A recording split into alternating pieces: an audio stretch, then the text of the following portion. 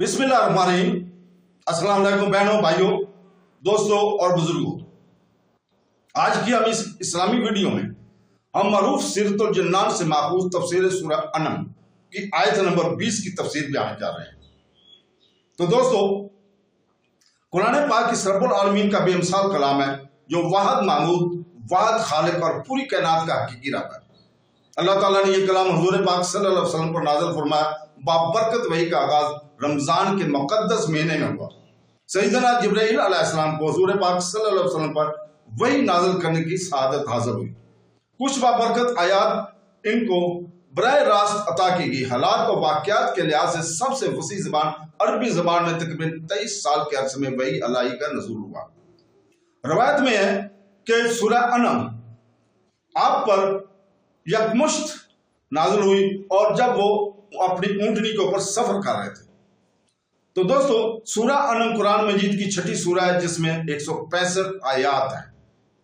सूरह अनम के फ़ायद में मानी, मुआफ़ी और खुशकिस्मती शामिल है। सूरह अनम का नाम इसकी 15 आयत से लिया गया जो 136 से शुरू होकर 150 पर ख़त्म होती हैं। इन आयात में अल्लाह की तरफ से पैगाम असल फिक्र किलों के बारे में थी। अनम के लफ्ज़ी मानी अरबी ज़बान में जंग के हैं।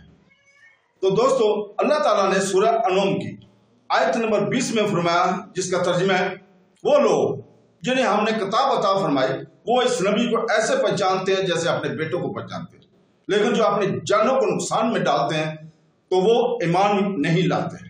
यानी यहूदियों और ईसाइयों के उलमा जिन्होंने तौरात और अंजील पाई वो सरकार दो आलम सल्लल्लाहु अलैहि वसल्लम की हुलिया मुबारक और आप सल्लल्लाहु अलैहि वसल्लम के नात और वसफ और सफात से जवान किताबों में इन मजकूर है। ताजदार रिसालत सल्लल्लाहु अलैहि वसल्लम को ऐसे पहचानते हैं जैसे अपने बेटों को पहचानते हैं, यानी जैसे औलाद की औलाद होने में शुबा नहीं, इसी तरह हुजूर पाक सल्लल्लाहु अलैहि वसल्लम के नबी होने में इन्हें शुबा नहीं।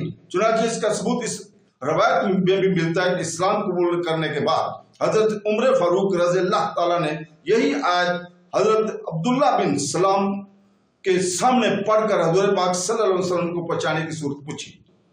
तो उन्होंने फरमाया, मैंने जैसे ही रसूल पाक सल्लल्लाहु अलैहि वसल्लम का दीदार किया तो इन्हें पहचान गया, बल्कि अपने बेटे के मुकाबले में इन्हें ज्यादा जल्दी पहचान गया। मैं इस आयत की गवाही तो दे सकता हूँ कि रसूल पाक सल्लल्लाहु अलैहि वसल्लम सच्चे रसूल हैं, लेकिन औरतों ने क्या किया तो मैं नहीं जानता। यानी हो सकता है कि उन्होंने मेरे पीछे कुछ खयानत कर ली हो और ये बेटा मेरा ना हो, लेकिन रसूल पाक सल्लल्लाहु अलैहि वसल्लम के सच्चे रसूल होने में मुझे किसी किस्म का शुबा नहीं हो सकता। तो दोस्तों, तफसीर बगवी में पहचानने की ये सूरत लिखी है जैसे अपने बेटे को दीगर बच्चों के दरमियान पहचान लेते हैं कि आदमी हजारों में अपने बेटे को बिला तरद्दुद पहचान लेता है, ऐसे ही ये लोग सरवर कायनात सल्लल्लाहु अलैहि वसल्लम को पहचानते हैं, लेकिन इनमें जो अपनी जानों को खसारे में डालते हैं तो वो ईमान नहीं लाते। यहूदियों का ईमान ना लाना हसद की वजह से था और इससे मालूम हुआ कि हसद के होते हुए किसी की खूबी तस्लीम करना बड़ी मुश्किल होता है। इस आयत से ये अहम मसला भी मालूम हुआ है कि सरकार दो आलम सल्लल्लाहु अलैहि वसल्लम को जानना पहचानना ईमान नहीं बल्कि इन्हें माना ईमान है।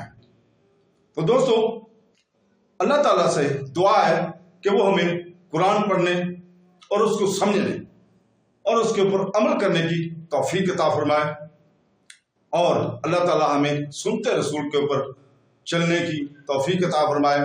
आमीन सुम आमीन। अल्लाह हाफ़िज़।